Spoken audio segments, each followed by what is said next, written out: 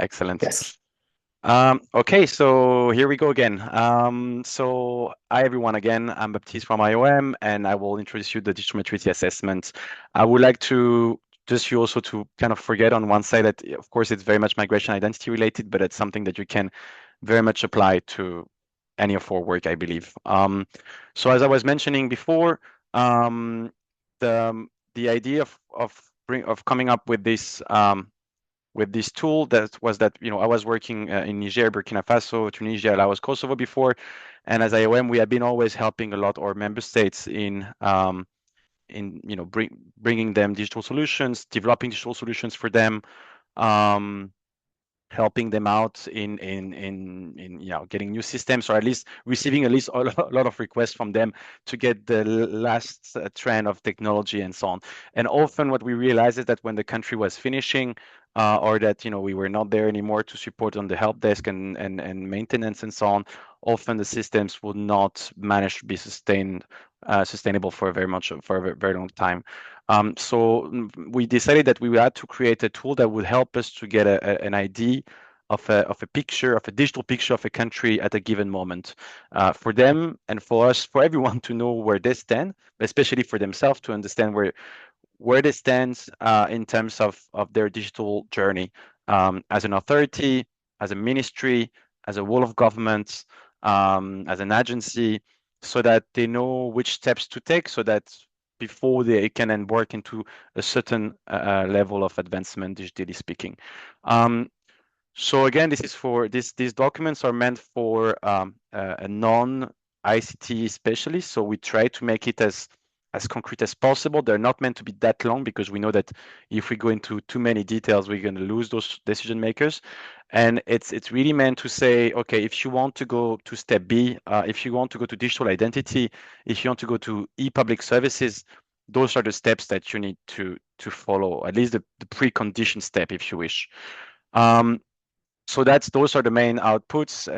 It's a cross-sectoral assessment. I will get back to that with the topics that are covered during the assessment. Is something that we developed with the e-governance academy, which is a foundation in Estonia, which actually works with a lot of UN agencies. So some of you may know them.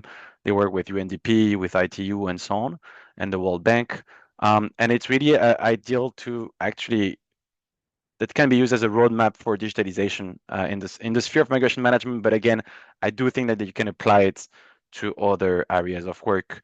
Um, and it covers, so I was mentioning 10 topics, um, which can be picked or not following the interest of your assessment. But we believe those are the minimum standards that you need to cover.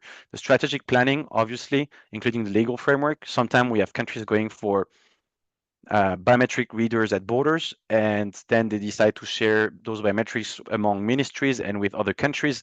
And then basically it's either breaking their national law on data protection, or sometimes there is no mention of biometrics in the national law. Management coordination, obviously, we see sometimes that there are some agencies that are like e-governance agencies. Sometimes we see that an help desk from the ministry itself will support the authority. Sometimes it's the Ministry of ICT that will cover that. But often we see that there is a bit of issues in terms of coordination. Financing model, very important. Many governments want to take very expensive systems, but even more expensive when you have to pay the fees, the license fees every year. So we try also to understand what are the resources and how you can sustain systems on the longer term, but also how much money you will need at the later stage, so that you plan that in your budget. Cybersecurity, very important one. Again, we have seen countries that went for a lot of digital data or digitization of data, and at the end there was no cybersecurity measures, no cybersecurity authority, no policy nor strategy, and basically it went into rather negative effects like hacking, cyber attacks, and so on. Marshall Islands got attacked by a 17-year-old hacker, and all of the public health records were online and public. Data management, secure data exchange, very important, especially when we talk about ministries or authorities sharing personal information of citizens among themselves. Digital identity management, that's personally like of interest for us, but I think for many more than us, because we are more and more asked about, we want to transition towards digital identity, but then, sometimes there is not even an identity management in place, like a civil registry and so on. So it's rather complicated. Access to public services, I mentioned it before. I think it's really something that is recurring and is across the board. Um, Digital skills. This is also something that governments often want to go fully digital, but their staff, their civil servants are not necessarily at the level yet of digital skills. So you also need to ensure that you would include some sort of a continuous training and capacity building for your staff. The digital infrastructure, which is the more ICT part, technical ICT part of the assessment, and then of course the international cooperation. Based on those topics, we come up for each of those topics with a certain level, um, which of course comes with more details and more explanations, but we want for decision making to understand where they stand in every of those topics. Also because it can help us to match those countries with potentially other countries that were in their situation 5, 6 years ago and have gone to the next phase. Because often we see countries or we hear countries telling us, oh, I went to Finland on a study visit, I want the same thing. Or I went to Estonia, I want the same thing. We're not here to tell them where to go or who to inspire from, but we try to tell them, look, maybe Fiji that developed its data protection strategy 5 years ago is a better example for you, Timor-Leste, than Finland.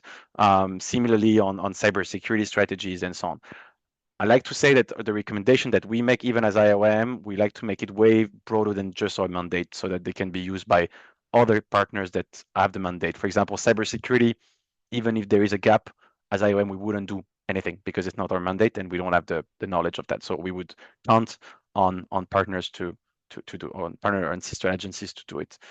And then, yeah, to finish with, I mean, those are the countries that we have rolled out the maturity assessment with. They were all like requesting countries. The tool has been existing for 2 years, and I know that there are other agencies doing like similar tools. So I'm happy also to see, and interested to see how we can make this tool better. Um, it's very important that we have also trained many of our staff because we also want this tool to be rather simple. Of course, it requires at least two persons to do it. One that has more of the, let's say, political, cultural, traditional understanding, and then one more with an ICT background. But so most of them actually we have done them with in-house capacities, but often we also take a local consultant that can help us to understand the current state of the country. Yeah, so those are the countries at the moment. We want at some point to come up um, with a list of with like an analysis once we have reached a critical mass, so that we can also start to link countries and say, okay, it's interesting that Namibia has that, and we think that maybe that could be of help for El Salvador, for example. And we're also looking forward to do some for more advanced countries because we also want to learn and study best practices. So I will stop here, but I'm welcoming any questions. Thanks a lot.